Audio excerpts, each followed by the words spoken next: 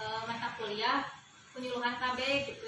Jantan ayeuna abdi bade ngadugikeun materina tentang perawatan, pengasuhan, dan perkembangan balita. Nah, sejak dilahirkan, anak-anak sangat tergantung kepada orang tuanya, juga masih membutuhkan orang lain di dalam lingkungannya. Nah, dalam lingkungan sosial yang pertama inilah anak-anak mempelajari banyak hal dan memperoleh pengalaman baru. Nah, yang harus orang tua lakukan dalam membina perkembangan anak balita adalah yang pertama, tidak membandingkan anak yang satu dengan anak yang lainnya. Nah, ibu-ibu semuanya, sebaiknya kita tidak membandingkan anak-anak kita ya, karena dibandingkan itu tidak enak, apalagi dengan anak tetangga, sangat tidak enak. Yang kedua adalah tidak menuntut anak melebihi kemampuannya. Jadi sebaiknya kita tidak menuntut anak lebih dari kemampuan anak tersebut. Yang kedua adalah memenuhi kebutuhan akan kasih asi dan asuh. Yang keempat adalah tidak merendahkan anak. Kita tidak boleh merendahkan anak karena anak itu mempunyai kemampuannya masing-masing. Yang kelima adalah meningkatkan komunikasi. Kita harus menjalin komunikasi dengan anak agar di rumah suasananya menjadi lebih ceria gitu. Yang terakhir adalah memberikan kesempatan kepada anak untuk mengungkapkan perasaannya dan menjadi pendengar yang baik. Kita sebaiknya tahu gitu apa yang sedang anak rasakan, dan kita juga harus menjadi pendengar yang baik untuk anak kita.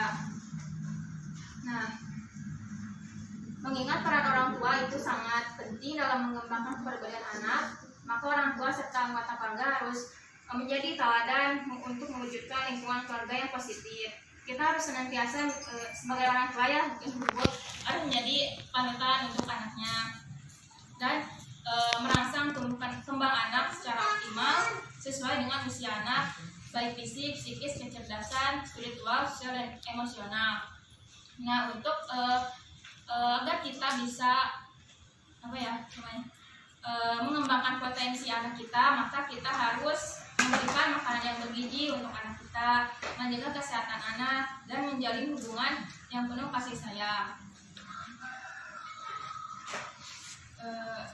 Yang selanjutnya adalah ASI eksklusif. Saya tidak terlalu paham ya bahkan ini, tapi saya akan membacakannya. ASI atau air susu ibu adalah susu jolong yang diberikan sejak dini, mungkin sekitar 30 menit setelah persalinan.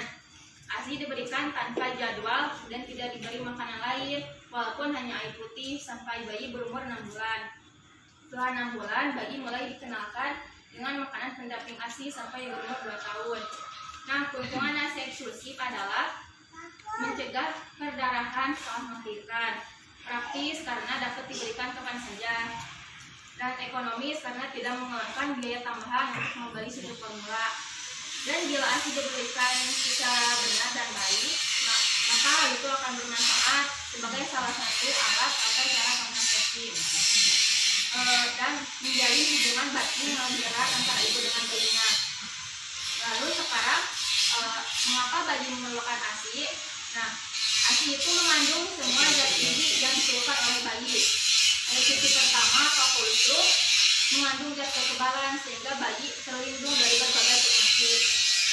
ASI mengandung enzim yang akan membantu pencernaan, dan ASI bersih dan aman serta mudah diberikan. Nah, sekarang adalah cara meningkatkan produksi ASI agar banyak dan lancar. Yang pertama adalah isapan bayi yang akan merangsang produksi ASI. Yang kedua adalah susui bayi sesering mungkin. Yang ketiga, ibu harus mengkonsumsi makanan yang bergizi dan cairan yang cukup juga. Lalu istirahat yang cukup dan menyusui bayi dengan udara sedikit dan tangan secara bergantian. Lalu yang selanjutnya adalah waktu dan cara menyusui yang benar. Cara menyusui yang benar adalah cuci tangan terlebih dahulu sebelum menyusui supaya tidak ada kuman dan sebagainya. Lalu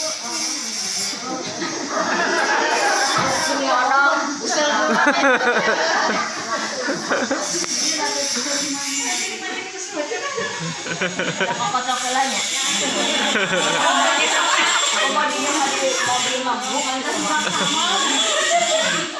dikenakan jeung samro. Salah jenah nyata bersihkan puting putih dengan lapasa dan Anyar kene mah oso. Berbagi kene geus aya eta matahara geus ageng mah masih seperti corona. Aya anyar kene rairan mah nya ditis uga babasan anyar heula. Aya eta matahara aya suami mah pura-pura di bawah.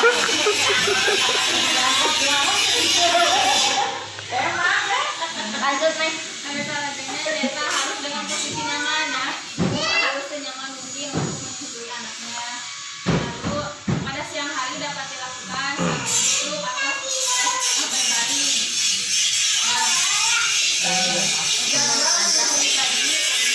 Yang pertama adalah mencuri bayi secara mungkin kalau yang apa dan berikan sebanyak yang dilakukan selama 24 jam.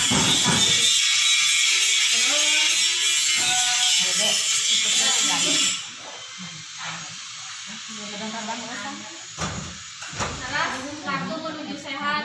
Ibu-ibu panggilnya kerasnya bisa. Ibu anak itu Kita memang KMS mah udah lahir kan anaknya. KMS saya. Kesehatan dan hari kakak amat TKB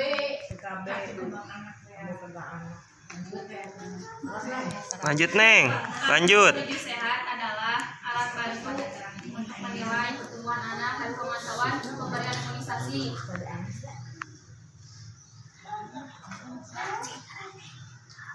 Terus akhirnya karena materi pedoman pemberian makanan sehat untuk bayi. Nah, umur 0 sampai 6 bulan anak diberikan ASI saja tanpa makanan atau minuman apapun termasuk air putih sekalipun.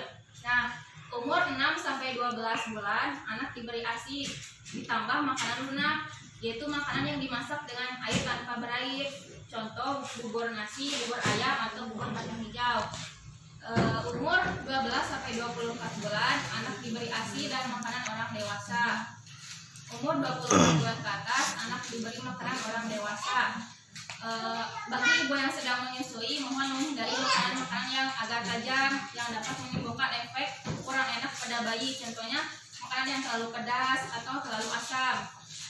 Tapi enak bisanya ibu-ibu makanan yang pedas terlalu asam. Seblak ceker. Nah, pertolongan pertama kalau anak diare adalah sediakan 1 gelas air teh kental, tambahkan 1 sendok makan gula pasir dan tambahkan seujung sendok teh garam dapur, aduk sampai rata lalu minumkan pada anak yang terkena diare sebanyak-banyaknya. Yang kedua adalah anak tetap diberi ASI dan jika anak muntah dibawa ke puskesmas. Akhirnya kartu kembang anak. Kartu kembang anak adalah kartu pedoman ibu untuk memantau perkembangan kecerdasan, emosi, sosial, dan spiritual anak. Nah, kartu ini digunakan sebagai pola asuh orang tua dalam mengetahui tumbuh kembang anak balita. Yang pertama, bawalah anak ke kelompok BKB setiap bulan.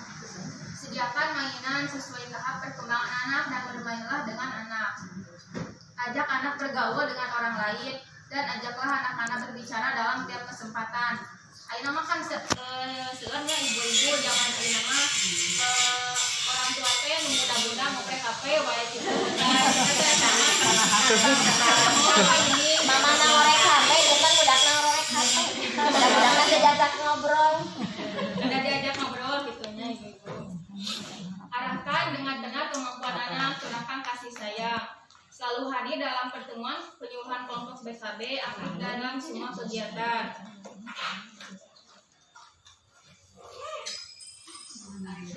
Ayeuna materi hal-hal yang menentukan pertumbuhan dan perkembangan balita. Yang pertama adalah faktor bawaan dan faktor lingkungan. Faktor bawaan adalah sifat yang diturunkan dari kedua orang tuanya. Nah, sifat DTT turun ke anak kita gitu. Faktor lingkungan. Yang pertama adalah faktor bawaan saling berpengaruh timbal balik dengan faktor lingkungan.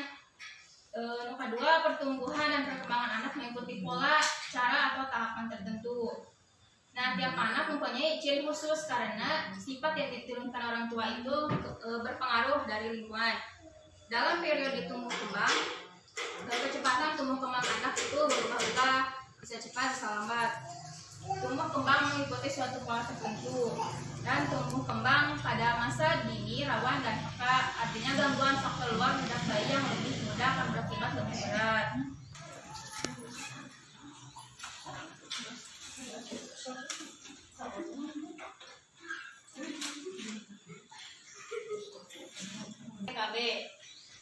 BKB atau Bina Keluarga Balita adalah kegiatan kelompok yang dilakukan oleh keluarga yang mempunyai anak balita untuk meningkatkan pengetahuan, sikap, kesadaran, dan keterampilan orang tua anggota keluarga lain dalam pembinaan tumbuh kembang balita secara optimal melalui stimulasi fisik, mental, intelektual, dan spiritual, sosial, emosional, serta para anak. Nah, manfaat BKB ini adalah melalui BKB diharapkan orang tua dan anggota keluarga lainnya dapat mengetahui tahap pertumbuhan dan perkembangan anak dan cara merangsangnya sehingga anak dapat tumbuh cerdas, sehat, bertakwa kepada Tuhan Yang Maha Esa, berkepribadian kuat, berbudi luhur dengan memiliki sifat sosial yang tinggi.